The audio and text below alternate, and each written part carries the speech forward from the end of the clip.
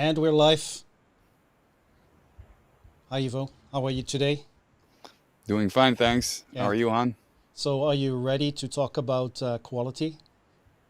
I'm very ready to talk about quality. I'm very interested, Yeah. So, I always say every day is a good day to talk about quality and yeah, quality management as well.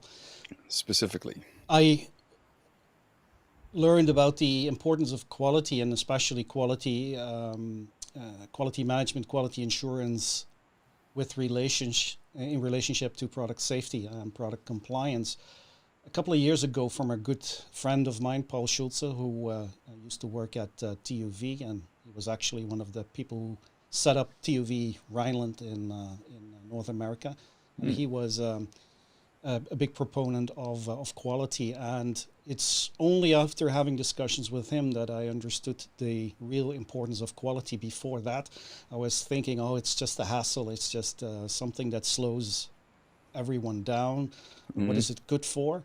Um, it is now maybe 2 weeks ago, maybe a week ago, that I actually met our today's guest, and we spoke a little bit about quality management, quality assurance, and I feel that we got off on a very good foot. And the reason I wanted to bring this guest on the live stream is because he has a very long experience in, well, not only in quality, but also in operations and ensuring product compliance. But also a good reason to bring him aboard was he has written a book on the topic. And so that was a good opportunity to speak, to reach out and to speak with him to see if he was interested, and he was. So without further ado, I would like to introduce to you Mr. Antony Hayes. Hi, Good Anthony. evening, How are you? Yes, good it's evening afternoon, for you. morning. Yes. Wherever you Tell the want to be. guests where you are calling in from. Uh, Currently, I'm in the Philippines in a new home office, so relaxing here most Yeah. of the time.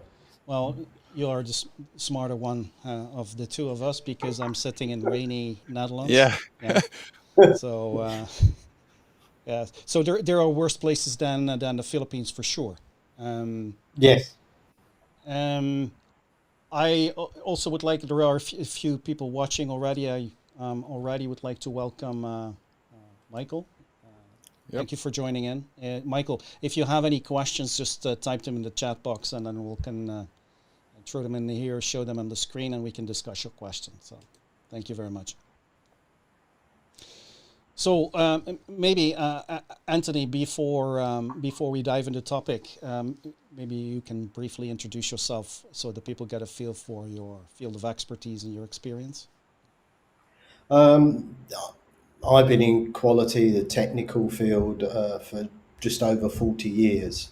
Mm-hmm. Started off as a chemist doing inspections on trucks and things, moved into research, further moved into retail and sourcing offices, trading offices, ran my own consultancy, which I'm now redoing in my latter years, as I say.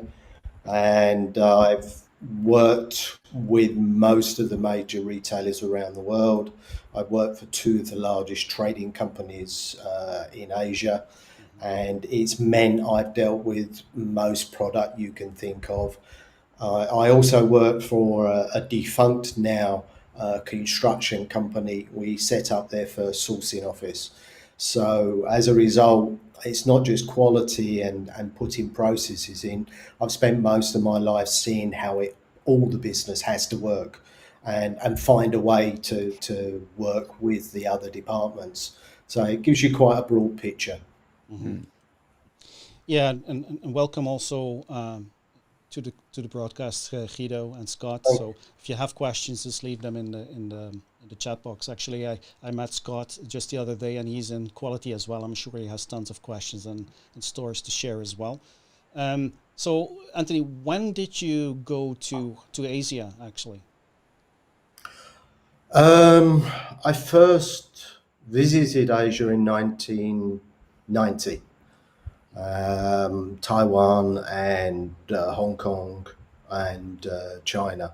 I actually worked out there in the mid-90s for a lighting company initially, and then I did a 2-year contract with a trading company over in Taiwan and Hong Kong, running their quality side. It was at the beginning of CE coming into Europe, and there was a lot of to and froing with factories and with labs and with retailers and people not knowing what to do and how to do it. And old systems were still in place and new systems were having to be put in to cope with it. So it was quite a hectic period. And at that time, were you already dealing with just quality management, or were you dealing with other things as well? In the main at that time, I was dealing with ensuring that the product got certification, the product could be delivered. So I spent a lot of time in factories. In fact, over an 18-month period when I was in working for the trading company, I did 18,000 kilometers up in the air. So my office was literally the planes going from one place to another. So I saw a lot of factories, a lot of good things, a lot of very, very bad things. And it gave me an experience that perhaps I wouldn't have expected in not just culture, but actually how things can get done. And also, I've always been the type of person that likes to solve problems. So I had a lot of problems to solve, and it taught me a lot. You didn't have, I think I was the only person in the company with an email. And whichever factory I went to, I tried to find out if they had an email address. Very few did. So often you were actually fixing problems over a phone call with one of your staff. Right. So it made you. Nowadays you rely on photographs, and you need, people need to have that. Whereas in those days, you were actually having to visualize in your head, which I found over the years that technique allowed me to spot things when I looked at photographs and was listening to someone explaining something. Right. So I would say actually I was quite lucky during that period to learn that skill set that most people just don't get anymore. Now, you touched on something that is, I think, interesting, because I was, well, my background is in regulation, so I'm a lawyer by education, so some people would say professional liar, but I have moved into technical regulations quite early on in my career, and then I started to work with the European regulations, the European directives, the CE marking, as you said, and one of the aspects of these European Union directives is the conformity assessment. And there I early understood that there is not one way of doing conformity assessment. Yeah? So you would expect, okay, I send the product off for testing and I get results back and that's it. But actually it's the European Commission, I believe from what I've seen in the world, the first regulatory organization that included quality assurance into the field of conformity assessment, written into the modules in the conformity assessment procedures. Yeah? And so this is the first time that I was confronted with the combination of having product safety and product compliance as one topic and quality assurance as a way to achieve compliance and safety, basically. Yeah. So you were in Asia, you were already working in this field right at the moment that the European Commission started to promote these ideas, if I understand correctly. Yes, I'd done a little bit more work before. In early 1990, EMC actually just came out, and we were a small company, and we actually pushed ahead with it. So we were actually one of the few companies that actually advertised on our product that we met EMC without having to legally do so at the time. So coming in from the early, I suppose one of the advantages is when you come in with the earlier parts of the regulations, you get used to how the regulations are structured, how they break it down, what it really means, and how you link that to the standards. And as a result, working so long in the field, you gain a few advantages often over your colleagues in that you pick up the nuance in the wording. The wording has undoubtedly improved. It still has a way to go, but if you've been doing it for a few years, there are some obvious elements within it, and there's sections that you tend to go to first. So one of the advantages for me was being involved so early. You have, because you were involved so early on, you have seen a lot of developments in this field as well, I assume. So you've seen all the developments for all the different quality systems, the different standards. Yes, for sure, for sure. I mean, and they've changed a lot over the years. I wouldn't say they've always improved in the best way, and also I think part of the problem is the systems are often reliant on third parties, the TIC, the testing labs, etc., inspection companies. Right. And I've worked in that industry myself. I've seen the good and bad side of it. It has a lot of investment. It makes it very complicated for the companies, and they tend to have a very fixed way of working, and that often is how many certificates can they get sorted, and that's linked to partially to a quality system as well. So some of the side is I first got started with management quality systems when it was BS 5750 before it even became a European standard. And I would say in those days the big issue was anyone that got BS 5750 was having a quality management system that was matching the standard. Right. It wasn't actually, as in later years, the emphasis changed to how can you write a procedure and a process for your business, and then how do you fine tune it to match the standard so that yes, you're meeting the requirements and you have a good system, but also your business can function. I mean, some of the systems that went on in the early years, 10-minute jobs were suddenly taking 45 minutes or longer sometimes. Right. And I met lots of people that were having these discussions. In BSI, we'd be talking with them about the complexity and the difficulty.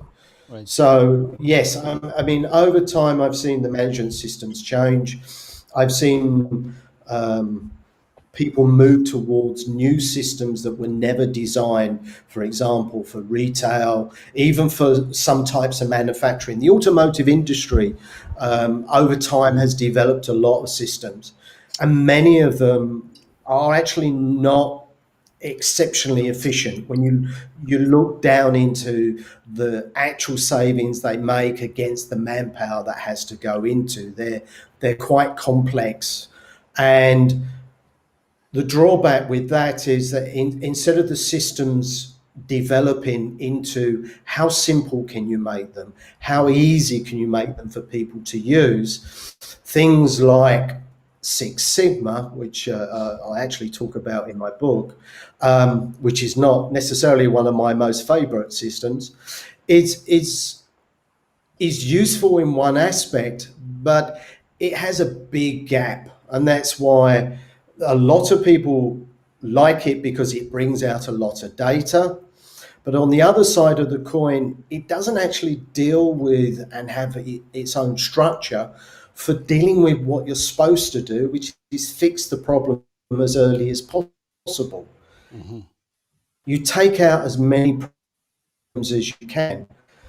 Latent is one thing, but actually you need to build out the problem as early as possible. Right. Right. For those viewing, you see every now and then some glitches in the connection with Antony, and that is just because it's around 7 o'clock in the Philippines and everybody is on the internet, so that's probably why. But Yeah, the audio is no, it's My okay. But the audio is going on, and that's very important. So, actually. If there are questions, if you have questions, well, let's move into one particular topic, and I would already like to solicit some questions from audience if they have. So, moving from what you were telling. So, basically, what I hear you say is quality, and also conformity assessment, testing, certification became an industry. Yes. Right? And Yes. so people are developing systems maybe for the purpose of developing systems because this is what they can sell, and this is the new next thing, and etc. Right?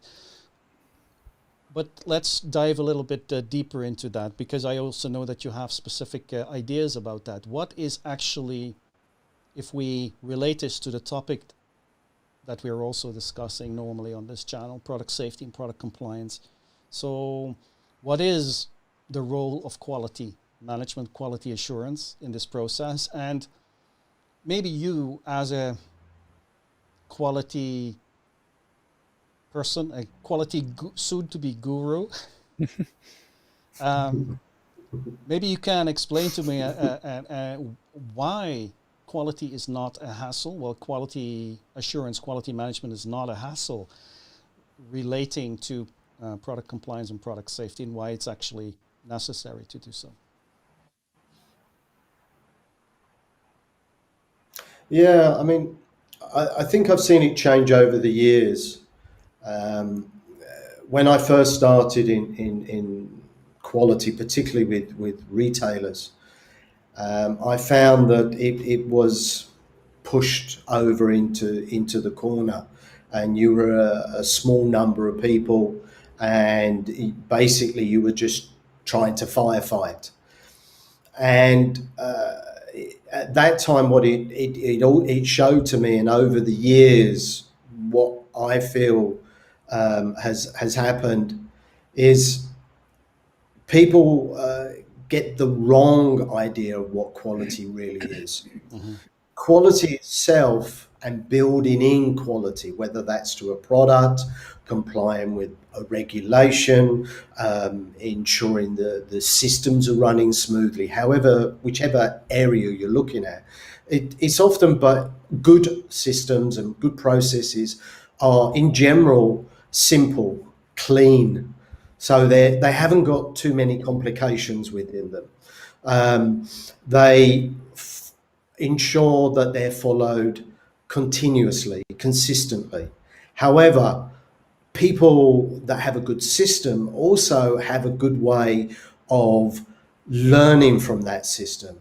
So if something doesn't go smoothly, for example, you have an order that doesn't run smoothly, and when you look into it, everyone appears to have followed the process, but that process, something was missed, something didn't work. When you dig into it, you find obviously the process may have been right, but the way people interpreted that process. So the process itself wasn't as efficient, as simple as possible. And one of the things I've found over the years is that you can take a large company. I've worked for large companies and small companies, and some of the big companies have very involved processes and lots of testing. They use third parties. They have legal support, and they've got inspectors, everything.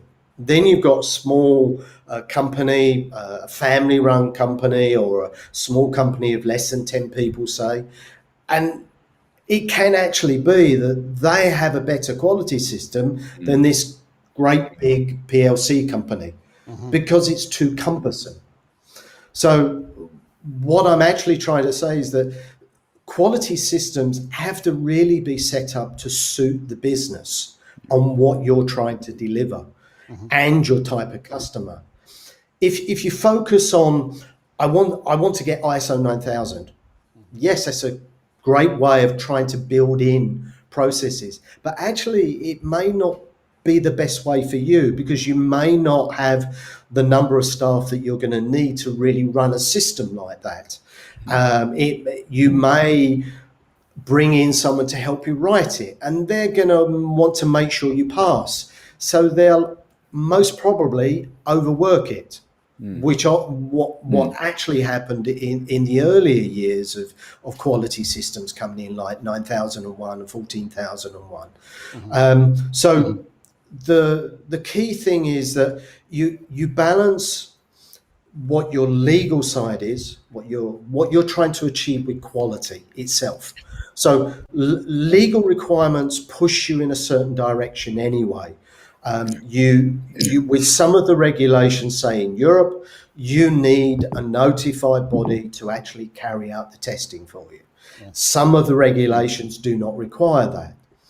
Some regulations, such as the chemical regulations, a big one in Europe is REACH. It includes testing, but if you actually look at the documentation, the testing part is actually the last resort, because it's a very complicated structure and regulation and the requirements and what's being met. Right. The emphasis is actually at the front end of the people producing the chemicals. Yeah. So it's a different type of regulatory structure. Right. So it's important you understand those. Then you need to understand in your own business what you want from quality, as in what level of quality of service or product do you want to achieve. Then you have to start looking at what can you afford to do.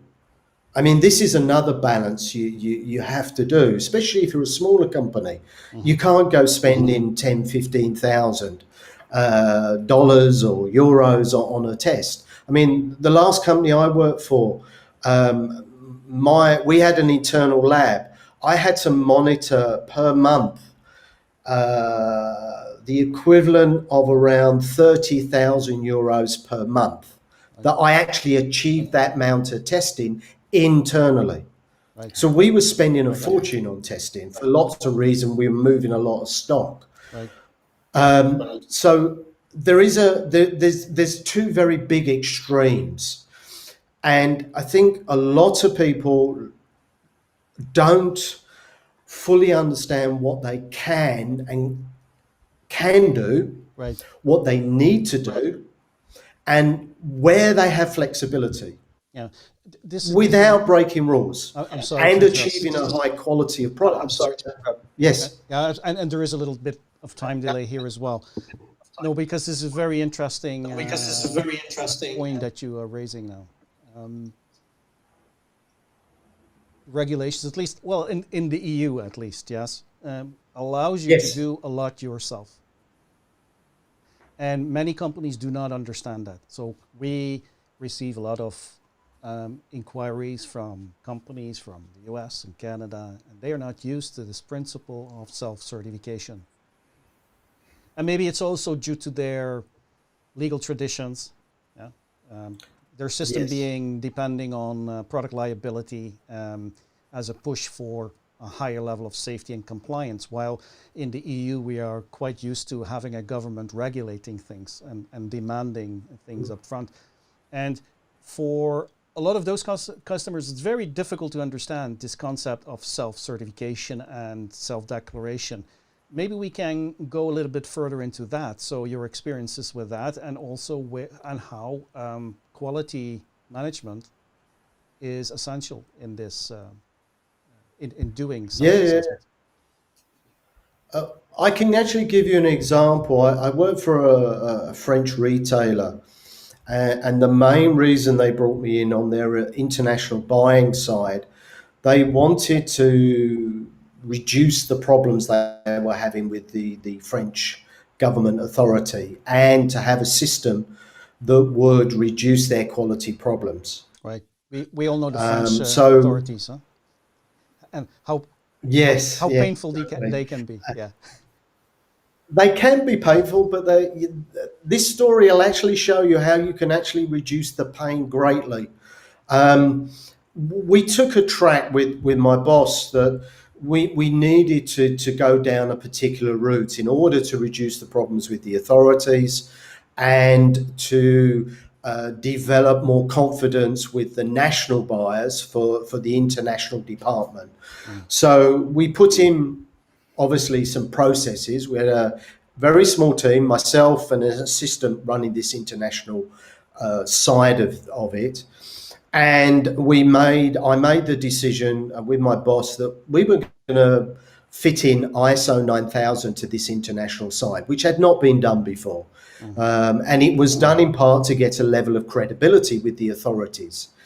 It also meant that we were going to put in a software system that would record and hold all the technical files. So it was very easy to find anything within a file and to produce documentation to an authority.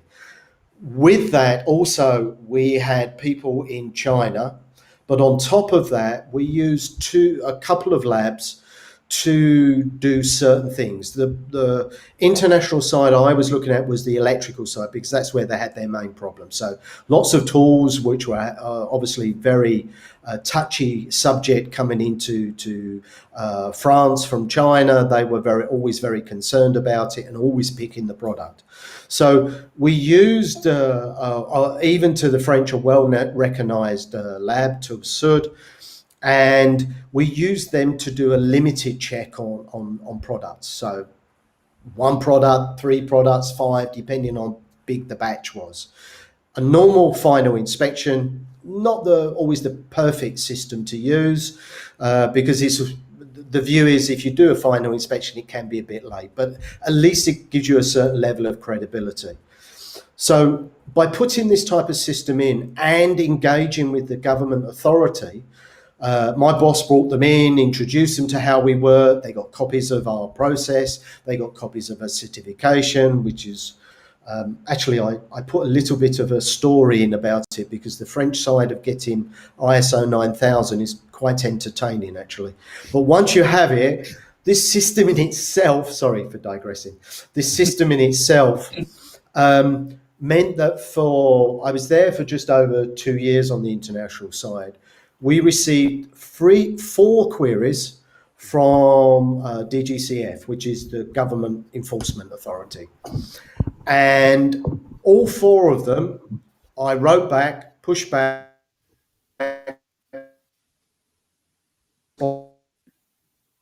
interpretation. The product was okay. That was the end of it. Nothing happened. Now, you've got to understand, in France, that's very, very, very unusual. I only know of a couple other people that worked in that particular way, push back. Because in France, one of the company I was working for, before I'd arrived, they actually had a problem with a lighting item. And the case had been going on for 7 years. So it was very complex in France. It was very slow. The view was if the enforcement authority came in, you had to agree with whatever they said. And we basically turned that upside down. So in reality, a lot of people think if an enforcement authority comes to you, you have a problem. You may have, or you may not. And that's the key thing here is you look at the facts, you look at the evidence. You don't panic over the fact that you have a government authority knocking on your door. That's not the issue. You look at the information they give you, you check at what you have. So the system that we have enabled us to do that very, very quickly and to reinforce our view back to the enforcement authorities with facts, with documents, with links to people, labs, inspection companies that would support us with what they had done. So they would actually, as part of the relationship, had to actually, and would do normally anyway, they would actually talk to the authority and explain their reasoning and their interpretation. Yeah. And in fact, in those cases, it was very obvious. This was a French lab. it was a company called LCIO, which are now actually part of a bigger company, Bureau Veritas. Right. But at the time, it was a very, very, very French interpretation. And often their interpretations were pushed by the government, in fact, Right. not necessarily by the lab, which added a certain complication. Right. So what I'm saying, even in a complicated market, it is possible to put in a system, whether you're large or small, that means you can work through those complications, Right. which are usually the problems that a lot of small and medium companies have. Right. And Right. maybe we can go even a step further. How would you be able to take that responsibility that you have in accordance with, okay, EU regulations specifically, yes, you have to, as a manufacturer, you have the responsibility to ensure that, and you have to be able to show that, yes. So how are you able to prove compliance of your products without having a good quality system? What are your thoughts? I can give you maybe one example. It's sort of a mix. The company did have ISO 9000, but forget that element of it. It was actually a product. It was an extension lead. And one item set fire in a fire station in the UK. So a good place for it to set fire, but it set off alarm bells. So, as you can imagine, what then happened was the retailer took all stock off sale immediately. That covered, I think, 3 or 4 suppliers. The product was then determined to be with us, the company I was working for. So there was lots of discussions going on. So this is in a way, this is an example of the right people dealing with the job.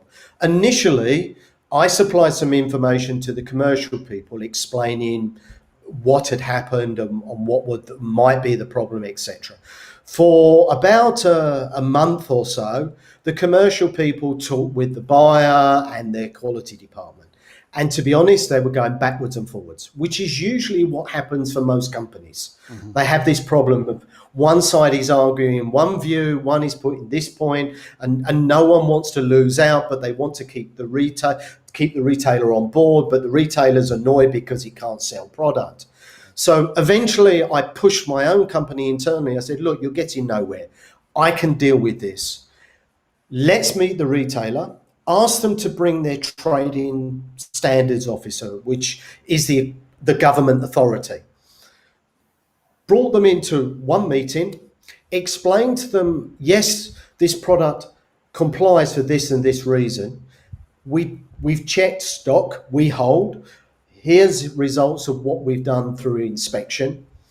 And this is what we believe is the actual situation, and that this product is safe. Yeah. Within 7 days, they used a consultant and their own judgment. They approved us to put the product back on sale with certain things that we said we would do within the warehouse on checking stock that left. Right. So by sitting down and putting the right information in front of the authorities, which actually the retailer hadn't done, unfortunately, I think someone at the retailer office got fired for that, in fact, because they were actually worried, how comes our supplier has fixed this? So there's the other side of it. As a supplier, often the problem is you feel as though you can't resolve it because the retailer is worried about the authority and upsetting them. But the other way round it is, as I did there myself, was I brought the authority in with their quality department and showed what we believed was the case. The authority said, well, this sounds logical, let's verify it, went away and then said, yes, I agree with you. Yeah. So it's not always that you need an in-depth system. I mean, yes, they had ISO 9000, but the elements of ISO 9000 were actually not discussed.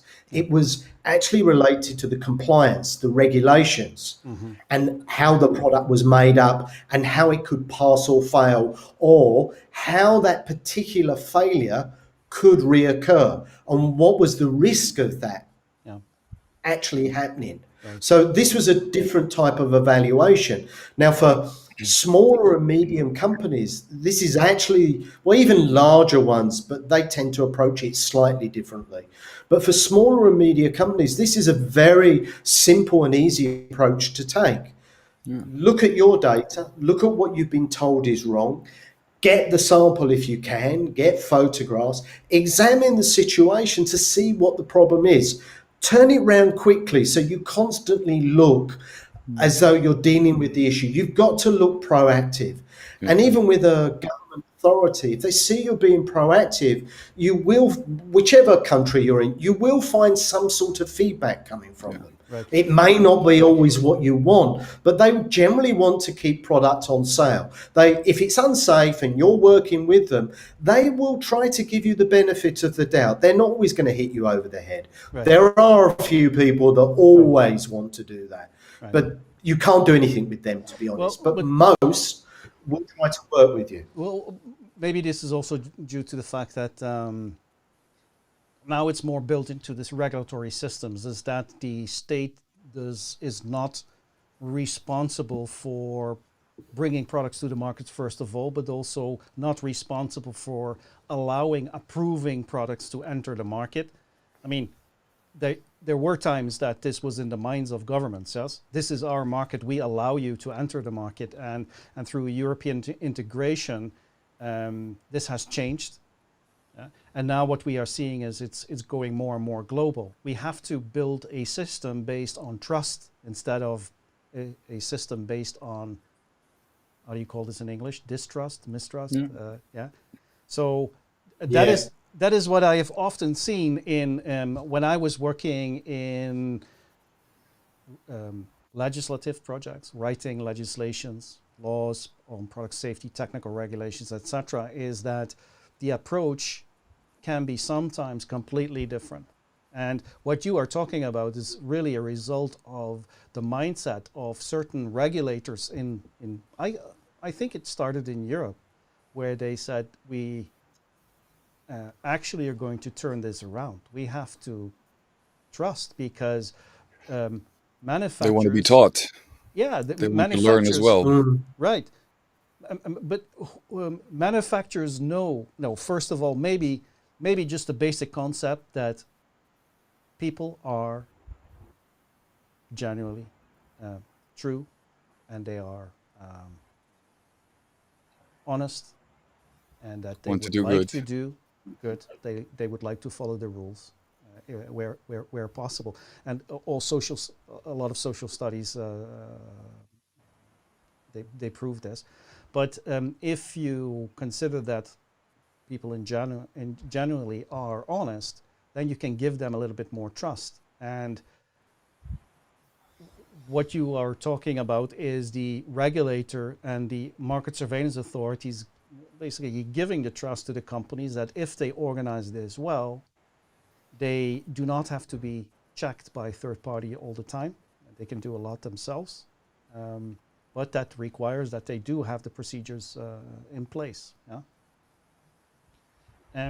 It's all down to due diligence. If you, in reality, exactly. that's what all the regulations are based on.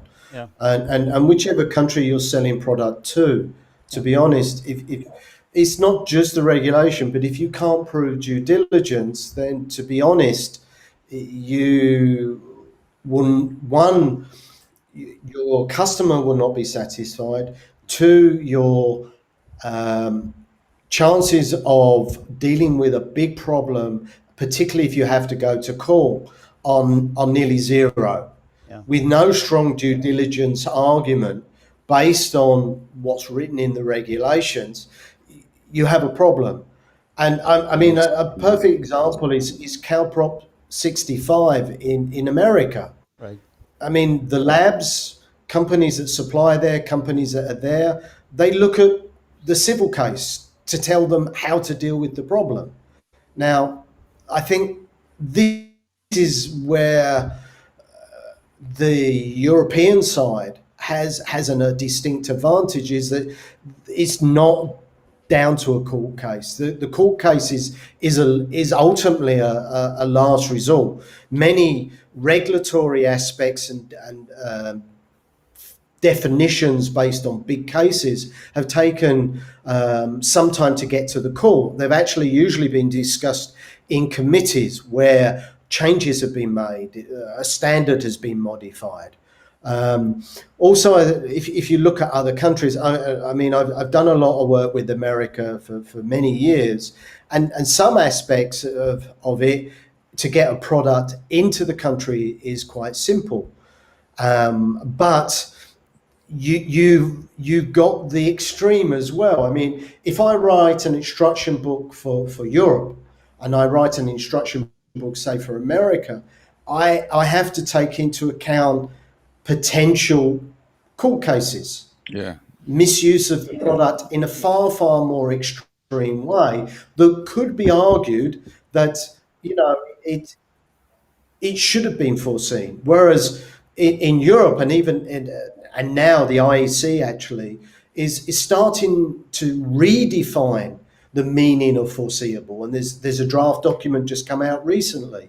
And these are the sort of things that where I would say European regulation has a distinct advantage over the American market. And part of the reason the American market can be quite difficult to deal with is that you have certain elements that are federal, you have state elements as well, and some of those don't cover all states.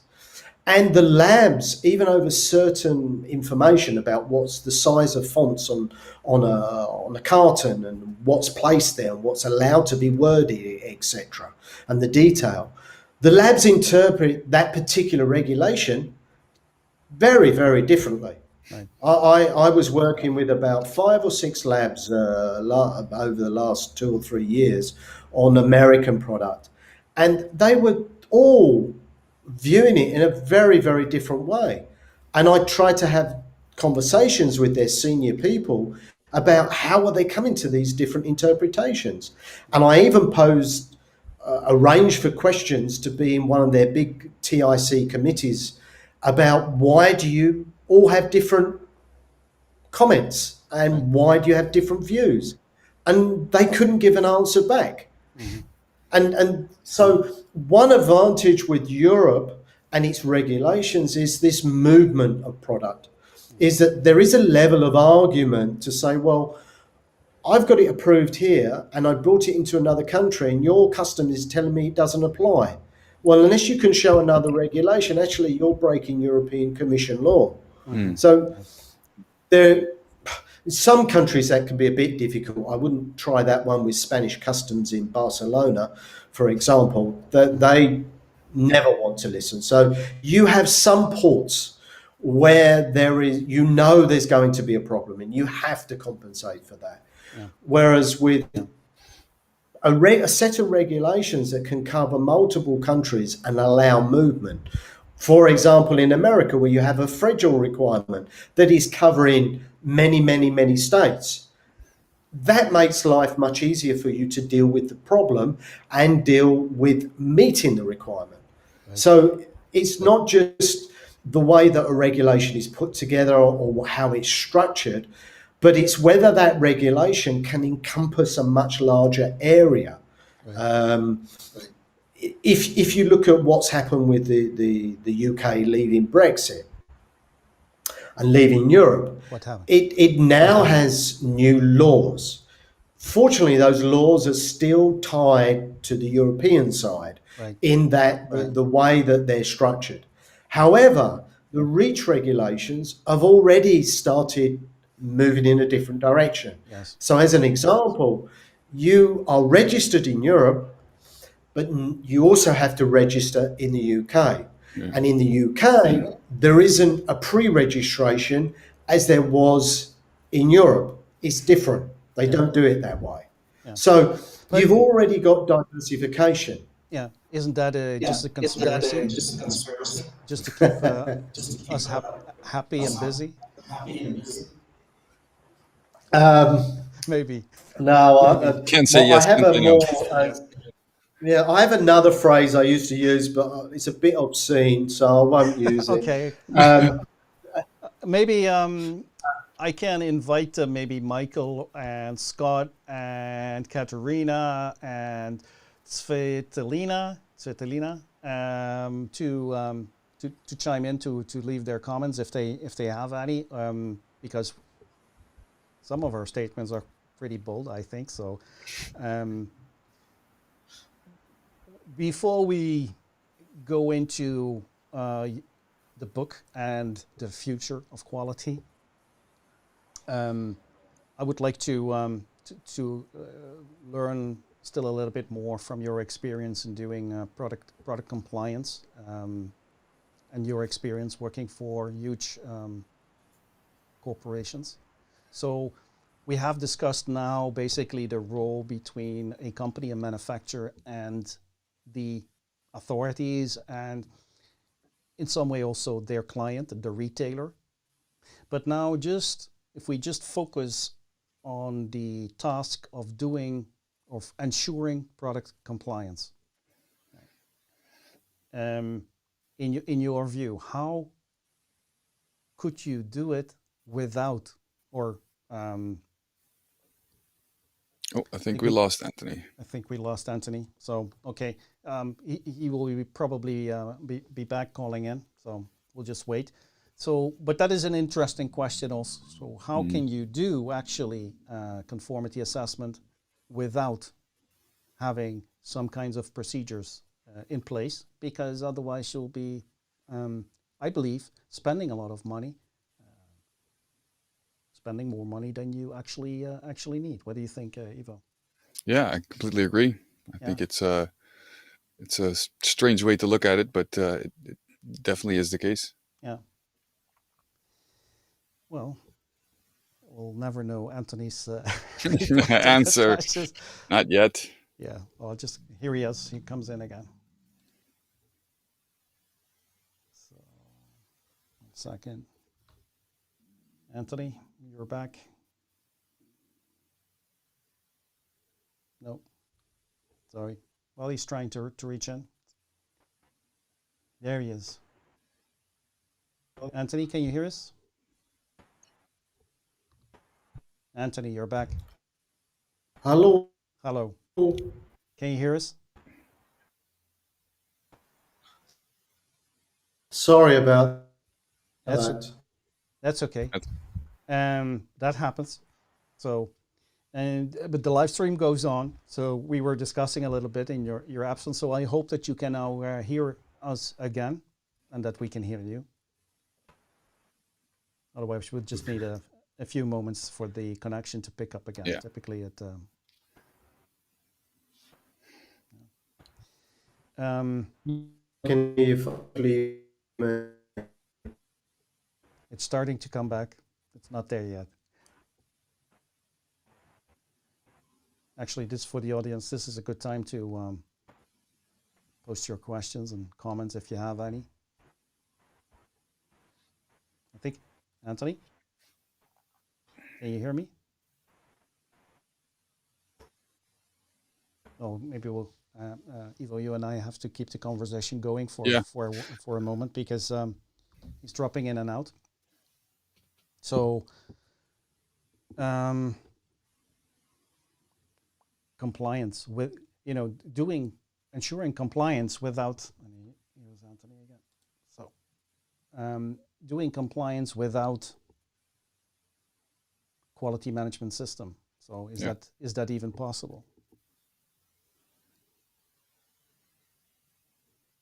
Yeah, we're sorry about that. What are your ideas about that, Ivo? I don't know, but what I found very interesting, what he was talking about, is that he actually teaches legislation to governments and to countries by the flaws that there are in some products, and by discussing things with the authorities when they think something's wrong, and making sure that they understand why it's not wrong, or why, and in that regard, making the country smarter or the legislation in the country smarter for the next company or the next product that's coming out. So that's something that I found very interesting. Yeah, in principle, if you are a company and you are interested in doing well and to fulfill the rules, there are a great number of things that you can do to make it easier for the person who's checking you, the inspector who's checking you, to understand that you have done your due diligence. And that concept of due diligence is not something that, for example, we have in let's say the French and the German type of legislation, but this was gifted to us by the UK before they left they left the EU. But for me as a manufacturer to be able to say my product complies and I do take that due diligence, then all of a sudden I have to think about not only about things like I get my product tested. Antony is trying again to come in. Not only getting it tested, but not only getting it tested. Yeah. So I'll just see if Antony in the meantime can hear us. You can hear us now, Antony?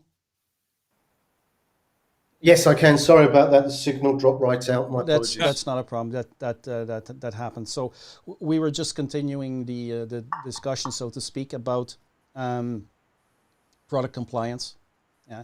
And if you, as an economic operator, as a manufacturer, take that responsibility, how can you do it without even having quality management? So I was just saying, you would need to get your products tested every now and then. This is what I actually see my clients doing a lot, is they are just blindly following test laboratories and certification bodies, getting quotes from them, whole lists of tests, where I'm asking them, so do you really need that? Is it necessary? Is it necessary?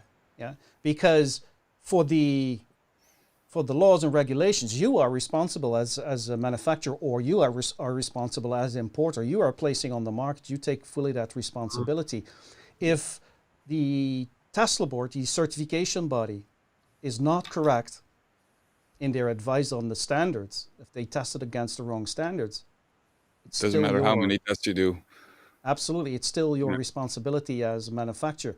And so the idea, a lot of companies have this idea, we will sort it out, we will outsource it. Outsource it, yeah, exactly. Because then we have no liability, but that is actually a fiction. They are liable. So, but if, and this is what I wanted to say, you can also approach this from a point of view of strength. Yeah. So if you have this possibility of taking control, or you are basically in control, why don't you embrace it and why don't you take it? Why don't you familiarize yourself with the standards, with the requirements, so you can actually, instead of just waiting what the test laboratory proposes. Yeah, giving away your control. Yeah, that is what you're doing. Yeah. Yeah. The analogy that I like to use is, you're not in the driving seat. You're not even in the passenger seat. You're in the back seat. Yeah. And the laboratory or certification body is driving, and you don't know where they are taking you. So, yeah. Any thoughts about that, Antony? I know that we discussed it a little bit. Having worked in the industry, there's two sides to it, really. Testing laboratories can provide a service that helps you. So there is one side of what they do that can be very, very beneficial, because to prove your product is compliant is not something most people can do without the right equipment, the right understanding, etc. Yeah. The big problem that you have with labs, and I've had some very, very major disagreements with some of them, and work with them. I've been very lucky. I have a technical background. I understand how to discuss these things with the labs. Yeah. And even I've had discussions with some of them whereby the conversation about an interpretation, what they're doing, is absurd, beyond belief. Yeah. And one of the key things is you've got to remember that there's an assumption made by many people. If I give it to a lab to test it, they're the experts. Actually, that's not true. They are a company that has the ability and a certain level of expertise to deal with testing and ensuring your product is okay. And they are assessed externally to make sure their processes and what the way they do things are of a certain level. That does not mean they will get everything right. I've worked with colleagues in a lab where I've actually had to question their reports. Giving you examples, labs push highly certification. Yeah. It makes them a lot of money. And the premise they use is we test it and we audit you. Okay? So once they get that, they don't want to lose the license. So they start becoming a bit flexible, usually with the client. So when someone's having something upgraded, some model being added, or it's for renewal, often you get, if you're working there, you'll get a set of documents. You'll be asked to update a model and add it in. I've lost count the number of times I've had a file given to me and found that a colleague hasn't tested clauses that should have been tested, have tested them incorrectly, or haven't carried out safety checks, such as shorting things on an electric board to find out whether the components and fuses and things function properly. So they are not infallible, far, far from it. Also, these certifications that they push for auditing, they go to assess you. It isn't like an ISO 9000 audit. It's not like that. It has its own set of rules. And it looks at your components, your critical components, how you produce it, are you not changing components, and certain elements of that process. To be honest, I've actually worked in a company where I came back and said that the license should be removed. My bosses were really unhappy that I would even mention this. So you've got to balance labs. Labs do a lot of good things in some areas.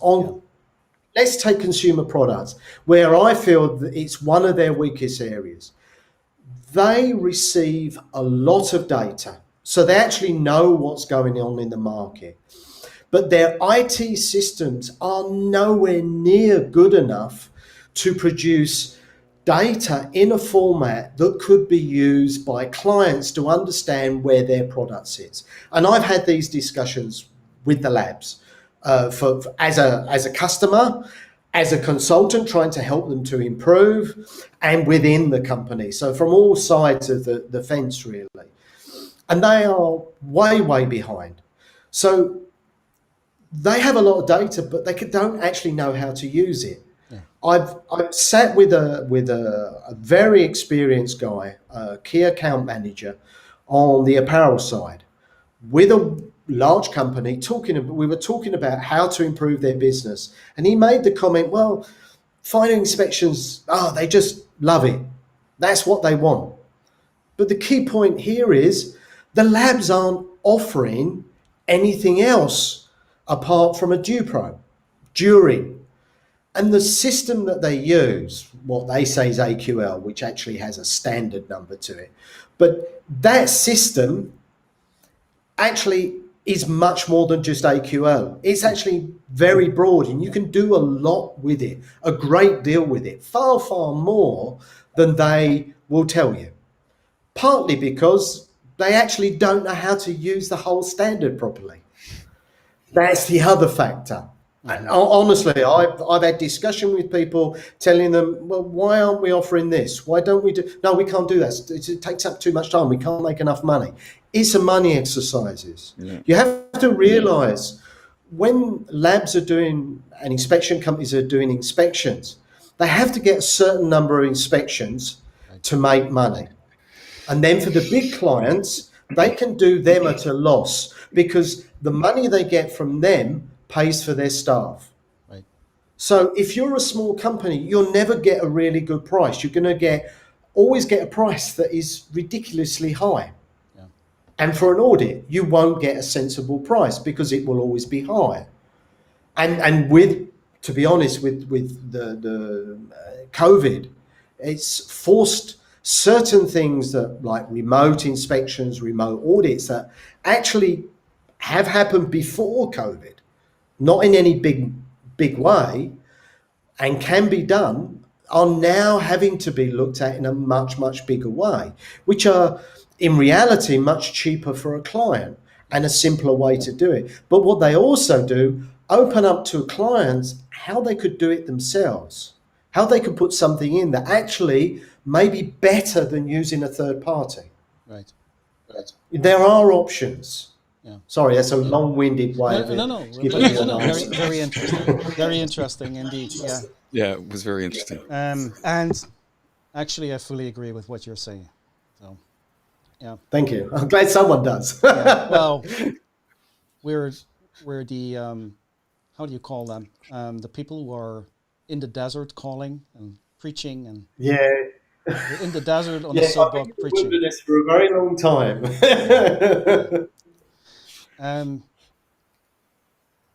Now about the future of quality. Yes, far more quality assurance.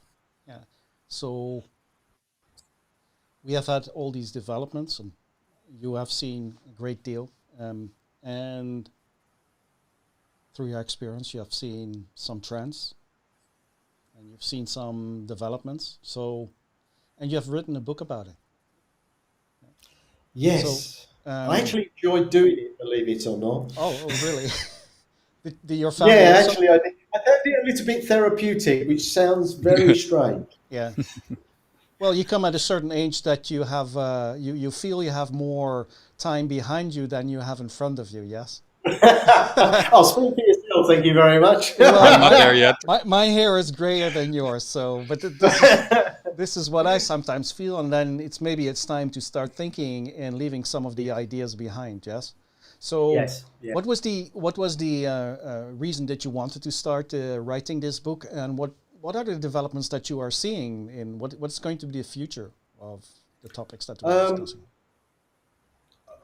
I wanted to write the book in part for my own peace of mind, to get what I felt was the direction, put it this way, a direction that quality could very easily move into, the quality profession as a whole, which it covers many aspects. And I also felt it could potentially, and I hoped, I even put in the book, I hoped, and I knew people wouldn't necessarily agree with all my views, but I hope it would prompt them to come up with something better. I feel that quality, and have done for many years, that the profession as a whole is very stagnated. It constantly uses the same type of structure in how it sets up its processes, in how it approaches regulations, in how it works with the testing laboratories and inspection companies, and how product is released internally and shipments are made. And for smaller companies, and there's a lot more of those now with COVID, it's prompted people to look at their lives differently. And many people have decided they want to run their own business, and well done to them. I think it's great. But it does mean for these companies, quality does need to change, the approach, the way that it's going to work. Now, in the book, I focus on the latter chapters, what I believe are the key areas that will and are changing in general. Some of the areas are to do with data, some about management, some are about how the approach of, do you need to be on-site, off-site, the type of working practices as a whole. So my own view is very much that COVID has made people realise that being face to face isn't always necessary. And with inspections and audits, there are ways, in fact, to carry them out remotely. Yes.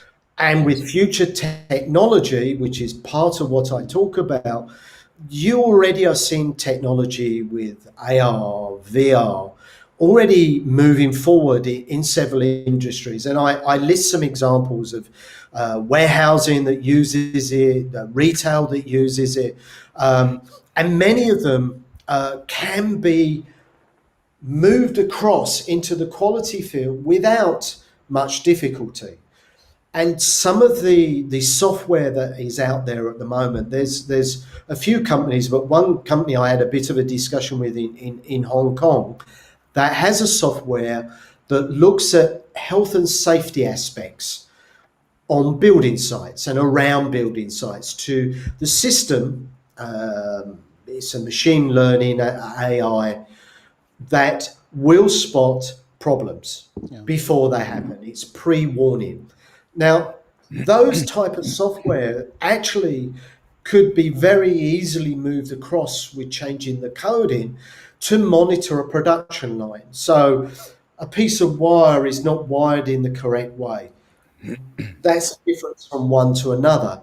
You already have software that looks at reports, Yes. and it will look at wording. It will actually look at photographs, one photograph to another. Is it different? These already exist. People use them in companies. Right. So part of what I've been putting forward in this book is that most of it is very obvious, especially if you've been around like me. You can see trends and things that are going to help. I also feel that the management of quality has always had a problem in that it's always in conflict with the commercial side of business, whether that's merchandising, a buyer, salesperson, marketing. There's a conflict level, not necessarily how can I put it, a fierce one in some companies. Sometimes it is fierce, but it doesn't connect in the right way. Mm-hmm. And I suppose a simple example that I actually put in the book, and I often use as an example, I got asked in a few companies, how early do you want to be involved? And I would turn to them and say, as soon as you have the idea. And the future of quality with these systems is that the earlier that quality is actually involved, the earlier it can advise. It can give good advice, good options, good suggestions. That doesn't mean losing business. It could be just a simple suggestion of, look, we don't have the background on this. We need more time. Can you give me a week to come back to you? It could be, we need a season to get this in place because the testing time is going to take at least 6 months and we have to test it. Right. It's these factors that can be used to help the commercial reorganize their priorities. And one of the things one of the key factors in the book is that I mention lots of changes and things that can be done to make technology part of improving quality, along with changing management. And part of the reason is that quality is behind the commercial side. Commercial side of business has always been far more adaptive. And for someone like me, and I know other colleagues, find quality departments very annoying and frustrating because they're not as adaptive as they want. Partly because the services aren't out there. They are often forced to use a service provider when perhaps they don't want to. And that service provider is not adaptable enough. Even if you tell them exactly what they want, they'll go away, come back, and it's not what you've asked them to do. And I've gone through that hundreds and hundreds of times. Yeah. So the idea of the book was to try to put down by explaining some of the quality systems out there, some little bits of stories to emphasize points, examples of these levels of conflict, the impact of a commercial side getting it wrong, a lost order, lost profits, lost margin, quality getting it wrong, someone injured, someone dead, court cases, company closed down. The extreme levels can be much, much wider. But I also try to get across, because I work with, and because I've been doing it so long, I've had to learn, and I've sold services, I've sold my business as well. So I understand that commercial side. I've had to run very, very large budgets. Yes. And I understand that there is a balance between the two. And where you get those right, and you can work with people where you've got that balance, things suddenly start running very smoothly. And the confidence level from the commercial side on the quality side becomes far greater. So one part of the book, well, one element, I should say, of the book is using technology that would, in fact, reduce the number of quality people in a company. And what it would do would enable companies, for example, if you're a small company and you bring in a technical person, that's a big investment. It's a big risk. You don't know if that person can really fit in, has enough knowledge, can appreciate the commercial aspect. And many people think a quality professional is just black and white. In fact, most of them aren't. There are some, but this view has carried on for a very long time. And this makes people nervous, and even nervous sometimes about using consultants like myself. They think it's going to cost them a fortune. Yeah. You know, I've sat in front of people, and I'm sure you've done the same, and turned to them sometimes and said, look, I would suggest you do this, this, and this. You don't need me to do that. And that's how it should actually work. And if the elements that are in the book are technology that's partially around even AI that is developing, machine learning, learning algorithms that are at a level that already allow a certain level of analysis that allows you to make decisions.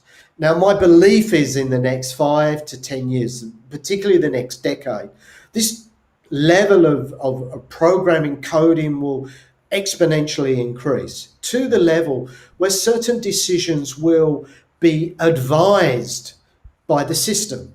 Mm-hmm. The quality people won't be made, personnel won't make the decision. The decision will be put forward. Yeah.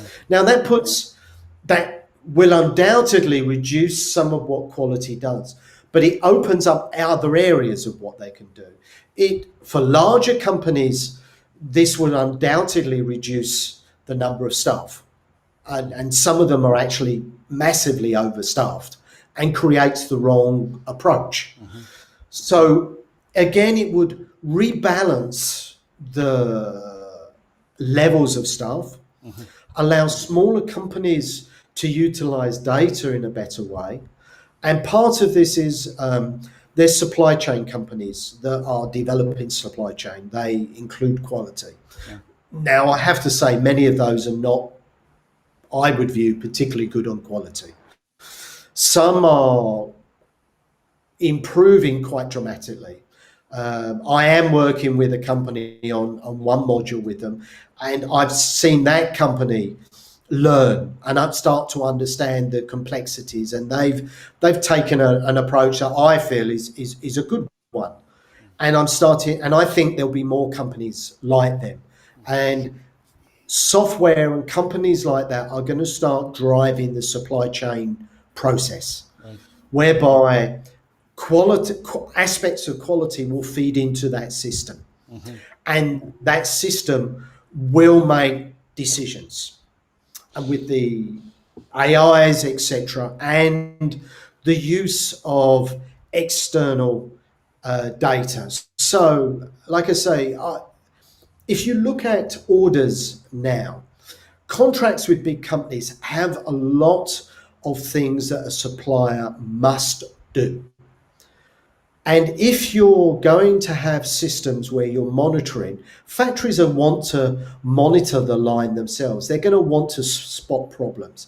And if software, which is already out there, that identifies people's faces, not efficiently, I might add, but it will get better. And with identifying inanimate objects, I think it will be far, far more efficient.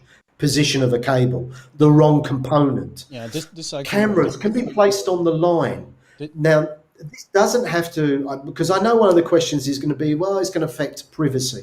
No, it doesn't, because they will be focused on the product and they will see what's going wrong. Anything that's being done wrong on the product and the product that's wrong, is up to personnel to then go and find out very quickly why that's happening. But the data can be more quickly analysed, far quicker than a person. A company I was working at, I worked very hard for 2 years to get a business tool that would output data, a lot of data, showing inspection data, chemical dating, rating of factories by the quality team. So internal testing, external testing, very large amount of data. And the information that came out was graphical as well as tabulated. One of the things I had to work quite hard on was trying to get that in such a format that my colleagues, quality people, supposedly technical, could actually make concrete decisions. And some of the decisions they made were completely wrong. From their point of view, it was the right reason, but they didn't understand that the decision they was making was inappropriate. Now, what I mean by this is, let's take a chemical failure. Some chemical failures, azo dyes. Say you have a textile and you fail azo dyes and it's the highest on your list, but you're also failing PAHs. Now, the issue with PAHs, it's not necessarily just the materials. It can actually be contaminants with the materials and contamination within the process.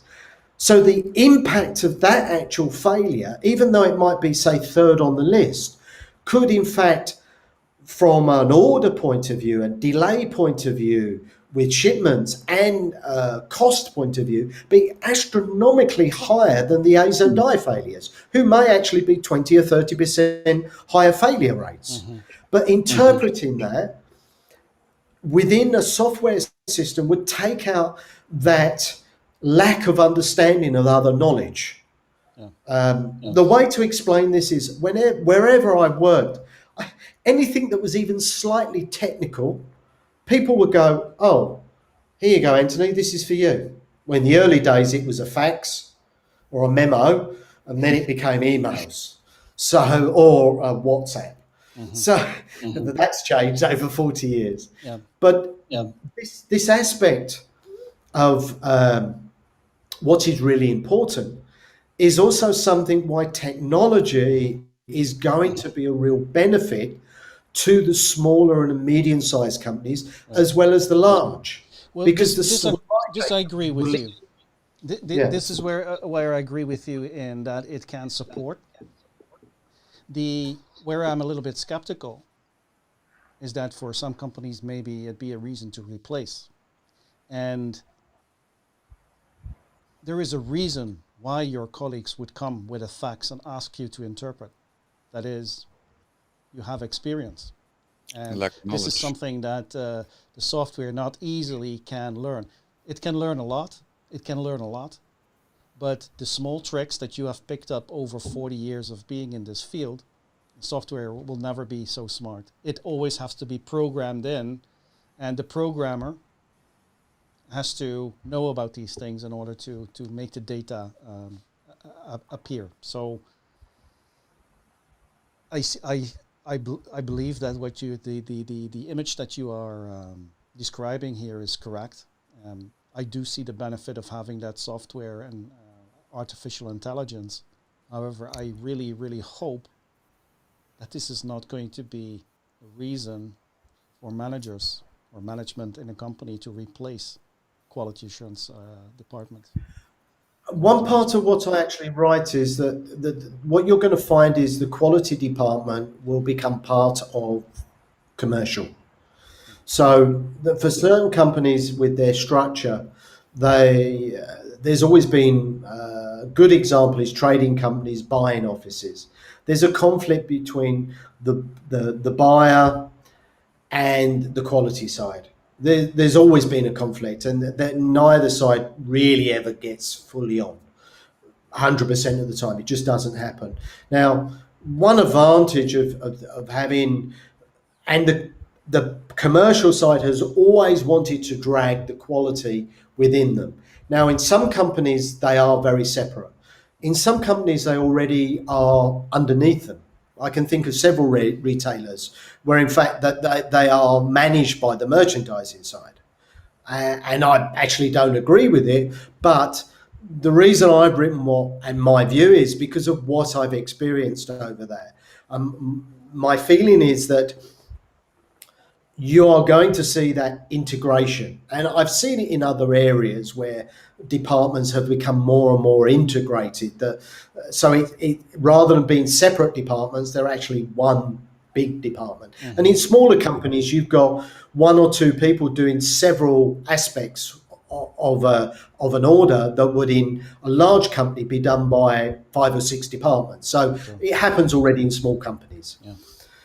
So what I'm actually saying is that the programming, especially, and I do believe in larger companies, you're going to see it diminished. I have said that, and I know many people will disagree with me, that the worst scenario is that quality will disappear as it is now. And I still, to a certain degree, believe that will happen. But that doesn't mean quality won't be there. It actually, with what I've discussed, the likelihood is that it will actually develop into something that's much stronger, because the data and the type of information and the level of information and the point at which it's available will be much stronger. So the conflicts that had happened between commercial and quality through various stages would actually disappear. Mm-hmm. So yes, I may say it's going to disappear, but it's not disappearing in perhaps the way people think it is disappearing, because regulations are going to grow. Yeah. And some of those are going to change. I also believe, to be honest, quality is more likely to become part of sustainability. Sustainability in reality includes a lot of technical knowledge, really. Many sustainability and ethical people don't always have that technical knowledge. And you actually really need that in order to still produce the product and to keep a factory safe. And you need to know how a machine works and whether it's really safe or not safe. Yeah. And that knowledge is much broader than one person can really understand. And you need a lot of data behind you to actually work out how to do that. Yeah. So the likelihood is, in some companies, you're going to find things come together. Technology now in relation to machinery.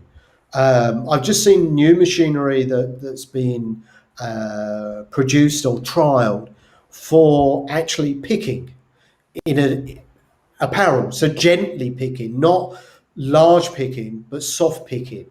Mm-hmm. And they're trialing this. Now that has use in more areas. Mm-hmm. Look at how robotics came into the car industry, how it first started. Yeah. And how many staff they said they were going to lose.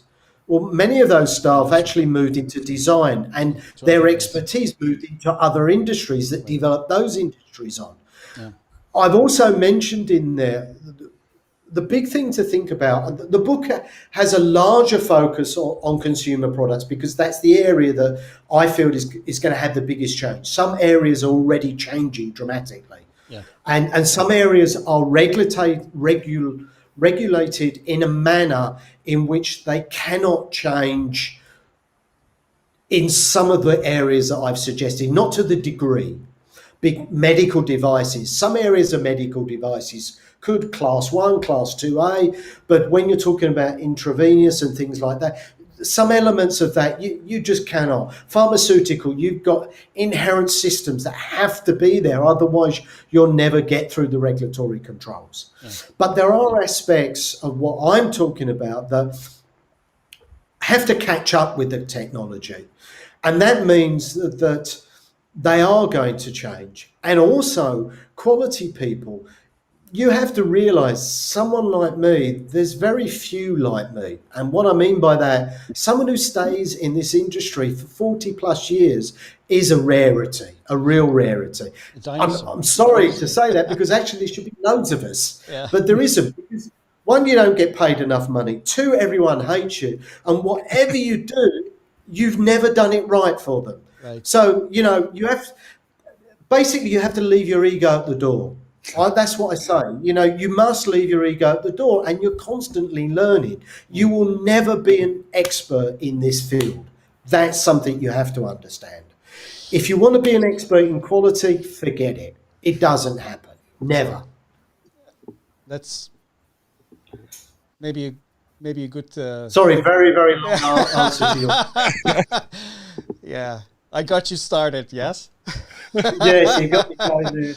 Well, we're already 1.5 hours in, so it may be a good time to break and set up for part 2.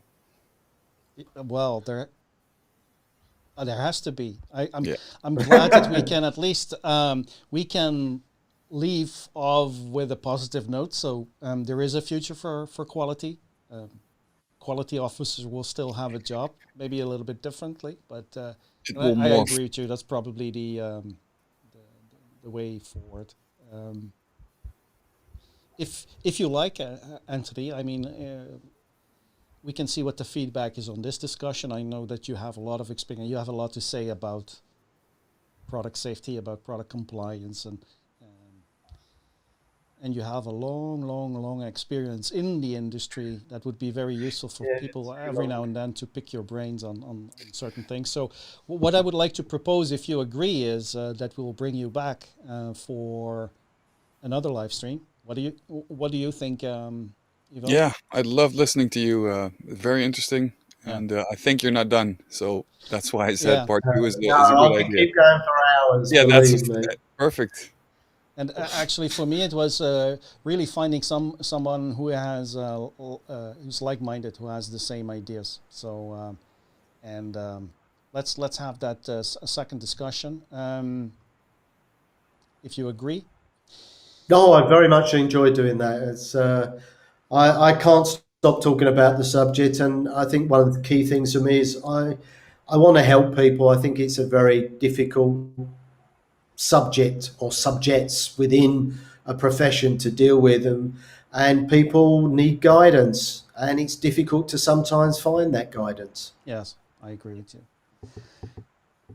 So then I would like to ask the audience who is watching this live stream now or later, watching it later, when they see it on YouTube or on Facebook, is to leave their comments, leave their questions, and maybe also give us suggestions for future discussions, the things that you would like to ask Antony about, so we can prepare for a new live stream with new fresh topics. So there has been the question, where can we buy this book? And I will bring it up again, but we will also add it obviously to the description in the YouTube video and with YouTube, with Facebook and YouTube. Below. Yeah. There will be a link below. There will be a link below. So this is the link where you can buy. There is another link which I couldn't fit into the comments, so I just left it out, but it will be in the description. So I would say get this book. It is a very good read. Thank you so much for your time, Antony. Thank you very much. No, it's a pleasure. Thank you for inviting me to talk. Then I just quickly check. No new questions at this point. So let's sign off. Enjoy the weather in the Philippines. Oh, Thank you. Don't make me jealous. Don't make me jealous. So although I don't know if it's so nice, you have rain season now or not? Yes, we've just last week we had a typhoon come through and a Oh, tropical storm oh, within a couple of days of each other. oh, So it does have its downsides. okay.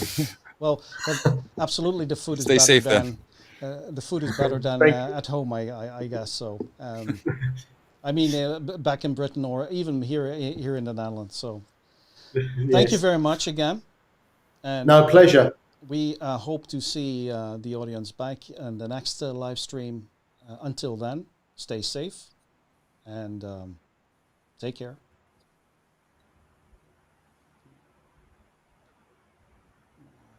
And